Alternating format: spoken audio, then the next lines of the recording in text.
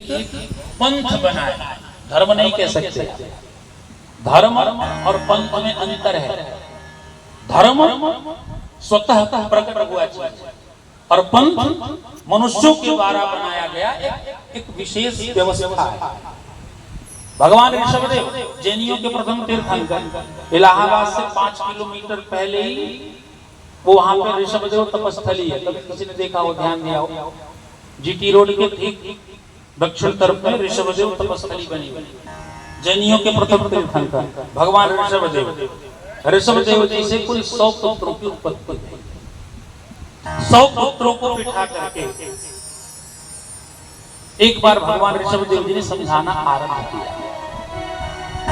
नायम देहो देह भाजा त्रिलोके कष्टान नरहते विभुजा तपो सत्यम। हे पुत्रों, ये जो शरीर है ना, इस शरीर के माध्यम से तुम अच्छा कर्म करके चाहो तो मुक्त हो जाओ और नहीं तो विभुजा। इस शरीर की केवल 3 ही गति होनी है। जब शरीर छूटेगी तो या तो जल के राख बनेगी, या तो पशु भक्षण करके विड़ कर देंगे, और नहीं तो अंत में सड़ जाएगी, कीड़े खा लेंगे। इसके अलावा चौथी गति इस शरीर की नहीं है।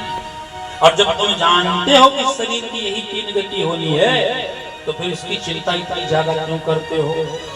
इसलिए हे पुत्रों, गुरुर्न सस्यात् स्वजनो न सस्यात् पिता न सस्यात् जननी न सास्यात् दैवं न तस्यात् न पतेस्त सस्यात् नमोचयेत्यः समुपेत मृत्युम्।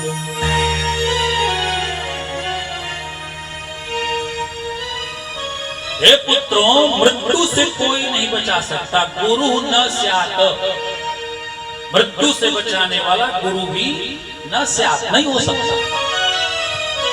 पिता, जिस पिता के कारण ये शरीर प्राप्त भई, वो पिता भी नहीं बचा सकता। माता ने, जिस मैया ने लालन पालन करके इस शरीर को युवक बना दिया, वो मैया भी तुम्हारी रक्षा नहीं कर सकती।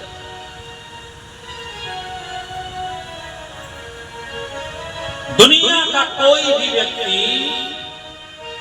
मृत्यु के पास से नहीं बचा सकता। तो दानपाल सिंह जी आए का कथा सुन, आज नहीं है ऐसा। हाँ, देख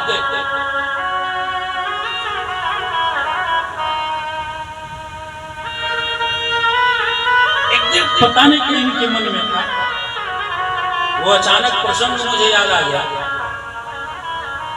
इनका एक प्रश्न है, मेरे पास पड़ा हुआ है कुछ दिनों से, और आज प्रसंग आया तो मुझे याद आया कि दानपाल सिंह का प्रश्न यही था।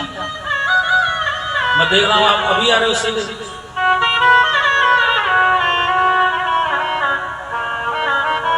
इनका प्रश्न ये था एक दिन, क्या जन्म से ही ब्राह्मण हो सकता है व्यक्ति? अगर हमारा जन्म क्षत्रिय कुल में हुआ है तो ब्राह्मण बनने की व्यवस्था हो सकती है? बड़ा उत्तम प्रश्न था दानपाल साहब। और वो प्रश्न उन्होंने ऐसी जगह पे किया जहां पे शायद हमारे पास समय का अभाव था। तो मैंने कहा कि इस समय तो पूरी तरह से आपके प्रश्न का उत्तर नहीं दूंगा, लेकिन हाँ कभी अवसर मिला तो अभी याद आ गया कि जन्म से ही, जन्म लेने के बाद भी लोग कर्म से ब्राह्मण बने। ब्राह्मण की उत्पत्ति 2 तरह से बताएगी भागवत की कथा में। एक जन्मना ब्राह्मण और दूसरा है कर्मणा ब्राह्मण। जब ऋषभदेव भगवान ने अपने पुत्रों को अच्छी तरह से समझाया कि ये दुनिया केवल एक माया का प्रपंच है। इस शरीर का अस्तित्व केवल कृम बिड और भस्म है। ये धन यहाँ पे जो दिख रहा है वो इस यहाँ के बाद जाने वाला नहीं है। ये यही का यही रह जाता है। बिल्कुल परम तत्व का जब उपदेश किया तो भगवान ऋषभदेव के 89 पुत्र कर्मणा ब्राह्मण बन गए नामपाल साहब।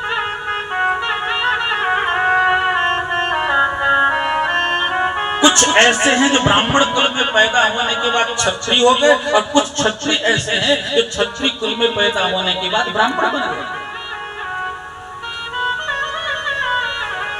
दो दृष्टांत देकर के आगे बढ़ूंगा। ब्राह्मणों के कुल में एक पैदा हुए भगवान परशुराम, तो जन्म से तो ब्राह्मण थे लेकिन कर्म से क्षत्रिय।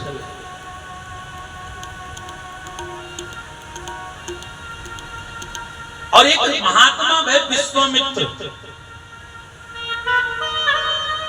जो जन्म से क्षत्रिय थे, जिसका प्राचीन नाम विश्वरथ था। वो विश्वरथ नाम का जो राजा था, पर ये ध्यान रखना, जब तक ठोकर नहीं लगेगी तब तक बुद्धि खोलेगी नहीं। एक बार विश्वरथ जी वो युद्ध जीत करके लौट रहे थे, महर्षि वशिष्ठ के आश्रम में रुके, तो महर्षि वशिष्ठ ने विश्वरथ का स्वागत किया। इतने दिव्य दिव्य उपहार दिए, इतना दिव्य भोजन दिया, इतनी बड़ी सेना को क्षण मात्र में भोजन की जब व्यवस्था कर दी तो विश्वरथ आश्चर्य में रह गया। विश्वरथ ने वशिष्ठ से पूछा, महाराज क्षमा करना, जिस तरह से सैनिकों को भोजन की व्यवस्था, आतिथ्य की व्यवस्था, लोगों के सैनिक की व्यवस्था आपने बनाई, ये तो राजाओं महाराजाओं के महल में संभव नहीं है। आप जैसे तपस्वी, लंगोटी वाले बाबा, जंगल में रहने वाले, कुटिया में रहने वाले, इतनी बड़ी राज सेवा की व्यवस्था कैसे है? तो वशिष्ठ जी ने कहा, ये सब मेरा इसमें कुछ प्रभाव नहीं है, ये हमारी गैया, ये जो नंदिनी है, इसकी सेवा मैं करता हूं। ऐसी नंदिनी गैया के प्रभाव से ये सारा वैभव प्रकट हुआ है। विश्वरथ के मन में आ गया पाप। विश्वरथ ने कहा, ये गैया हमें दे। वशिष्ठ जी ने कहा, नहीं, ये संभव है। बड़ा भयंकर युद्ध हुआ, इतनी बड़ी सेना, नंदिनी गाय के एक एक रोम से एक एक सैनिक निकले और विश्वरथ की सेना पराजित हुई। जब विश्वरथ की सेना पराजित हुई तब विश्वरथ ने एक श्लोक गाया, दिग्बलम क्षत्रिय बलम, दिग्बलम क्षत्रिय बलम, ब्रह्मतेजो बलम बलम। विश्वरथ कहता, धिक्कार है क्षत्रिय बल को, और दुनिया का सबसे बड़ा बल तो ब्रह्म बल है। और वापस विश्वरथ अपने राज्य को नहीं गया। जन्मना क्षत्रिय होने के बाद भी आगे चल करके कर्मणा ब्राह्मण भय और नाम पड़ा विश्वामित्र। अब ब्राह्मण भय, इसकी प्रामाणिकता कहां से मिलेगी आपको? तो रामचरितमानस की चौपाई उठाइए, जहां पे विश्वामित्र जी भगवान राम को मांगने के लिए आए हैं। जब उन्होंने मांग लिया, उसके बाद दशरथ जी ने क्या संबोधन किया? विप्र वचन नहीं कहे विचार, विप्र वचन नहीं कहे विचार। ब्राह्मण वचन तो कहे पर विचार। तो जन्मना तो क्षत्रिय थे, लेकिन कर्मणा ब्राह्मण हो गए और नाम पड़ा विश्वामित्र। उसी तरह से ऋषभदेव जी ने समझाया तो 89 कर्मणा ब्राह्मण भय।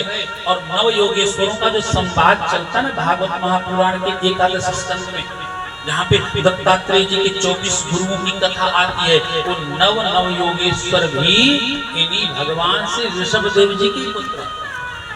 जो सबसे बड़े थे भरत जी, ने राज्य शासन दिया गया, उन्होंने राज्य शासन को चलाया और अंत में चौथे पन नृप कानन जाहि। क्षत्रिय का परम धर्म क्या है? क्षत्रिय का परम धर्म है कि चतुर्थ पन आवे तो जनार्दन सिंह जी कथा को ध्यान से सुनिए। चौथे पन नृप कानन जाहि, क्षत्रिय का जब चतुर्थ पन आवे उसे वानप्रस्थ जाना चाहिए। किसी भी राजा के लिए नहीं लिखा है जब चौथा पन आया तो सन्यासी बन गया, चतुर्थ पन आया तो राजा वानप्रस्थी बना। ब्राह्मण, क्षत्रिय, वैश्य और शूद्र 4 वर्ण है, 4 आश्रम है, ब्रह्मचर्य, वानप्रस्थ, सन्यास और गृहस्थ। ब्राह्मण का जब चतुर्थपन आवे तो ब्राह्मण को सन्यासी हो जाना चाहिए, और अगर ब्राह्मण सन्यासी न बना तो कुत्ते की तरह जीवन यापन करना पड़ता है। मैं नहीं कह रहा हूं, महाभारत कह रहा है। विदुर जी ने धृतराष्ट्र से कहा, आदत्ते गृह पालवत, एक कुत्तों की तरह चौकीदारी कर रहे हो यहां पे बैठ। चतुर्थपन आने पर ब्राह्मण को सन्यासी होना चाहिए, क्षत्रिय का चतुर्थपन आवे उसे वानप्रस्थी होना चाहिए, वैश्य का चतुर्थपन आवे उसे ब्रह्मचर्य का पालन करना चाहिए, और शूद्र को सदा सदा के लिए गृहस्थ में रहने का अधिकार प्राप्त है।